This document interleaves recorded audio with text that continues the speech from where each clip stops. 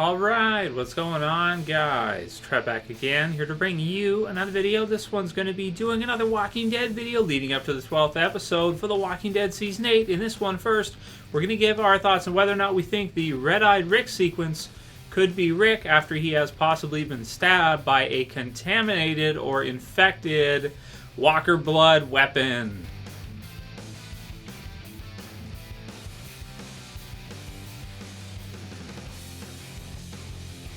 And spoiler warning, as per usual, if you guys are not caught up for The Walking Dead, which is up to The Walking Dead Season 8, Episode 11. So I thought I'd go ahead and do this one. There is an article I will post in the description for you guys to Forbes, where they kind of went over this type of theory. And I've seen a few people kind of mention it. It's kind of putting the dots together.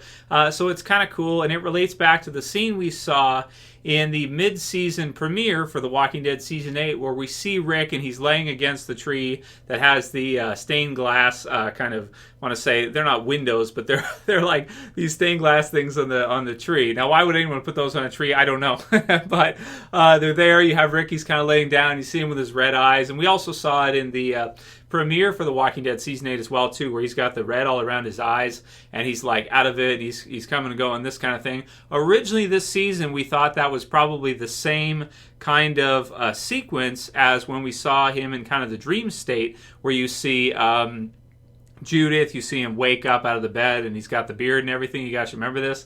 So in the mid-season premiere, we kind of figure out, or at least it looks to be the case, that we're actually seeing scenes from a few different times here. So you have the one set with the Rick with the beard and everything, which is probably like a dream sequence that's kind of passed on by Carl. So it could be in Carl's mind, or it could be in Rick's mind, or whatever. It's kind of a vision or a dream, as it's all fuzzy and everything. And in the mid-season premiere one, we see Negan there, and he says hi to Judith and everything. Hello, darling. Gives her a nice big Negan smile, which is fun.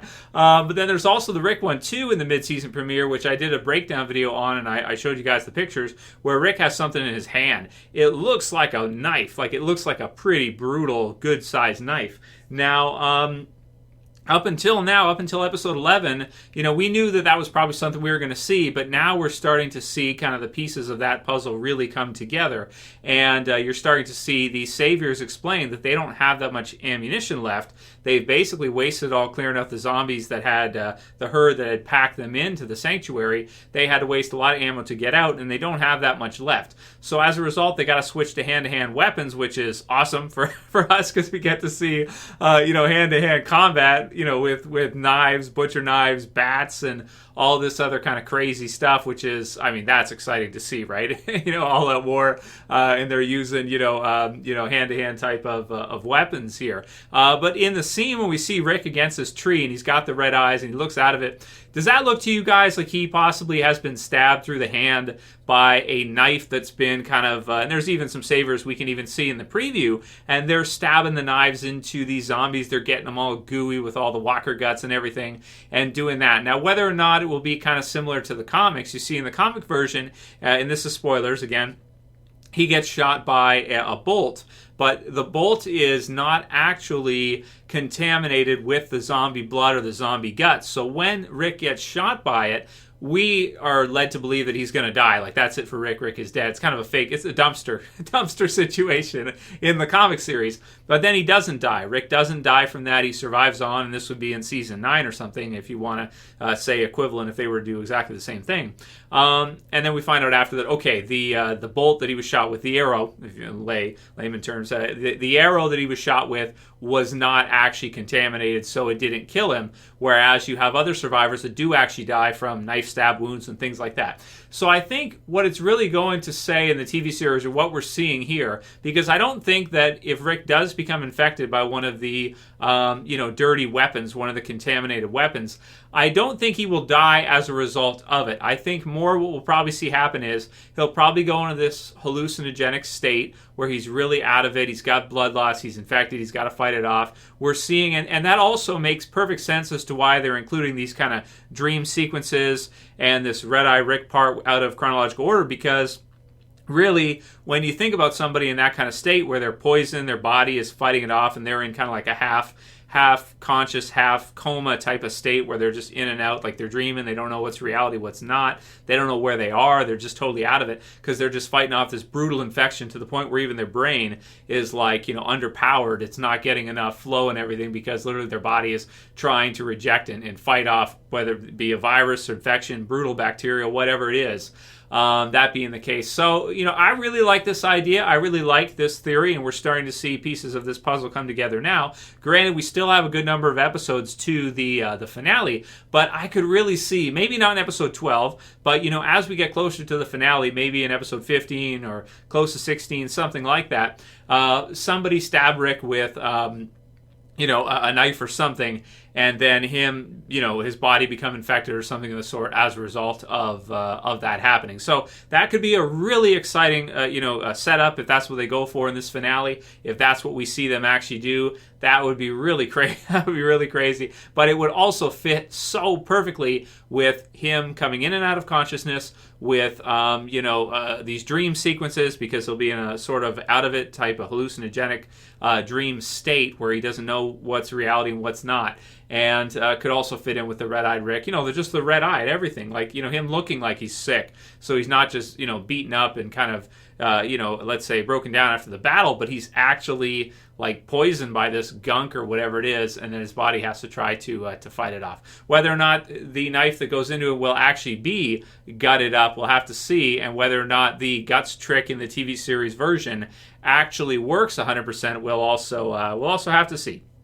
So certainly write down your comments below, guys. I want to see what you have to say for this one, what you think about the theory. Just, if you think that all fits, if it makes sense for you, that kind of thing, let me know. Next question, because we'll do some Q&A questions for today in addition to that one, is from RoseMarie M, who says, what happened to Laura? And that's true. It is strange that Dwight kind of goes back to the Saviors and Laura's like nowhere to be found. I'm really wondering if maybe she left. She did leave on foot. So if maybe she ran into some trouble on the way back, could they kill her off, even maybe like off screen or something? Keep in mind also, Sherry's missing still. We don't know where she's at. And then there's Heath out there somewhere. And they did say he'll be coming back this season at some point. So, it'll be interesting to see whether or not Laura shows up this half season. But with all the characters they have, with having so many characters in the show right now, so many different storylines and things happening, I would not be surprised if she kind of just, came back all of a sudden in the finale, or finally got to the sanctuary later on, or they don't even show it to us, because there's just so much going on that, it's not something that's kind of top of mind. But really, the thing with Dwight going back to the Saviors, it's probably actually better for the survivors to have an inside man who the Saviors think is on their team still, so he can pass the sniff test. Negan won't know that Dwight is actually on the side of the survivors, but at the same time, he has access to everything. So he's a spy, basically. He's a spy for the survivors. He's going to be able to help them more being with the Saviors than he would be if he was with the survivors physically. Because this way he can sabotage their attacks. He can telegraph them, let them know ahead of time if there's any way he can send a note or something or whatever. We've seen them do that kind of stuff before. And, it's going to be beneficial to them that Dwight actually did this, even though it's super risky for him to have to go back, right with the Saviors again. But so far, it looks like nobody has any idea. He's in the clear still, and he's going to be very helpful for them to finish off this war, I think.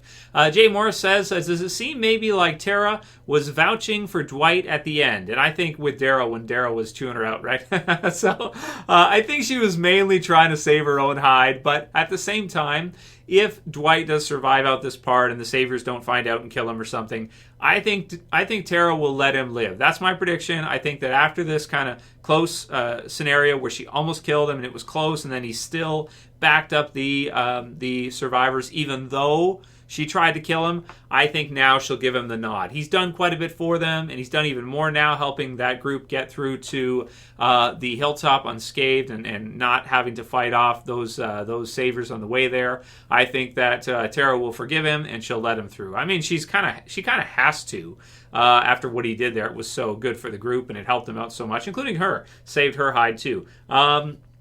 Then we got one from Andrew Ortiz, who says that Henry is greater than Carl Riggs already. So that didn't take long. And it is funny to kind of see the contrast. And I feel like they're even playing with it already. And they know that we know. I think they know that we're in the know, that we realize that Henry is like the TV series version of the comic Carl brought to life because the Chandler Riggs one grew up too fast or something, or he actually did. He grew in terms of how long it took them to do the storyline. By the time they got to this point, he's already almost 20. So he's not like this little kid anymore, and it doesn't fit the same way. And I'm betting that Scott Gimple probably looked at it and was like, yeah, this doesn't work. Let's redo this or something. It just doesn't fit. Maybe it was something in season 7 that he saw that he was like, this doesn't work the same way.